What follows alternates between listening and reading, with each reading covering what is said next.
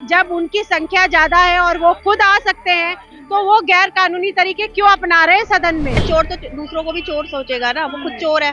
हमारे पार्षद खरीदने की कोशिश कर रहे हैं। नमस्कार साथियों, तो दिल्ली में एक बार फिर मेयर के चुनाव को लेकर जो प्रदर्शन का दौर है वो फिर से चालू हो गया है।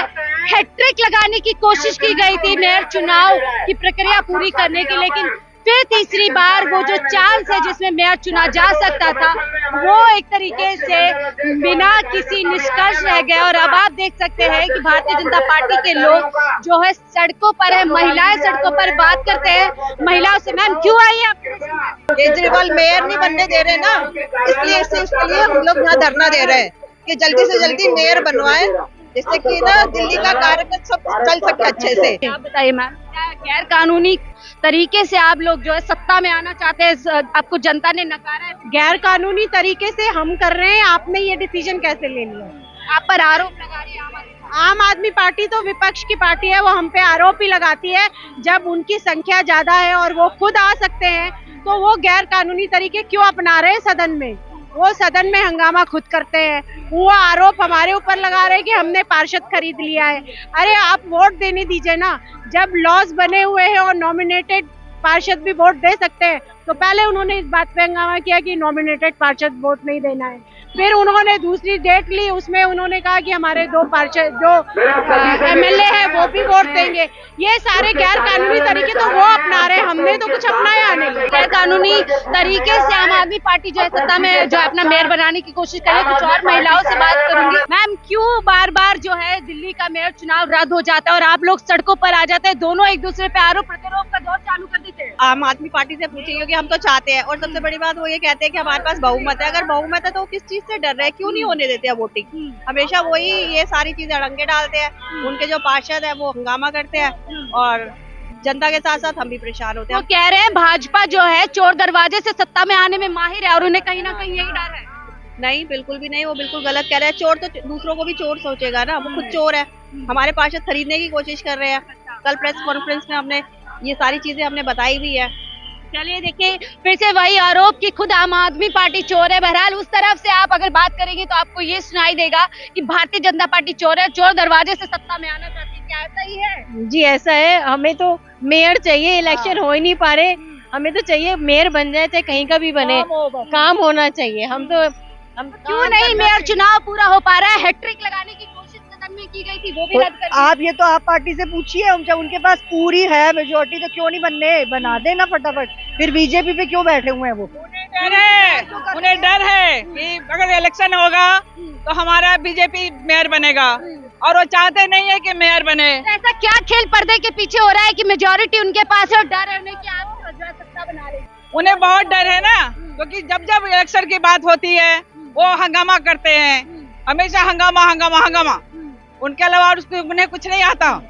चलिए देखिए, बड़े नेताओं के, भारतीय जनता पार्टी के बड़े नेताओं के नेतृत्व में जो प्रदर्शन है आगे की तरफ बढ़ रहा है। कोशिश की जा रही है कि आम आदमी पार्टी का घेराव किया जा सके। बहरहाल आप देख सकते हैं कि उस तरफ बैरिकेटिंग है और बैरिकेटिंग की उस तरफ अगर आप देखेंगे तो खुद आम आदमी पार्टी उस तरफ जो है प्रदर्शन पर बैठी है। और ये खेल पहली बार नहीं है, ये लगातार जनवरी से 6 जनवरी को चुनाव होने थे, उसके बाद 24 जनवरी को चुनाव होने थे और अब 6 फरवरी। लगातार 3 बार से ऐसा हो रहा है कि सदन की कार्यवाही शुरू होती है, कार्यवाही शुरू होने के बाद दोनों ही पक्ष एक दूसरे पे ऐसे लड़ते हैं जैसे कि कोई दो छोटे बच्चे लड़ रहे, और उसके बाद फिर सड़क पर आ जाते हैं।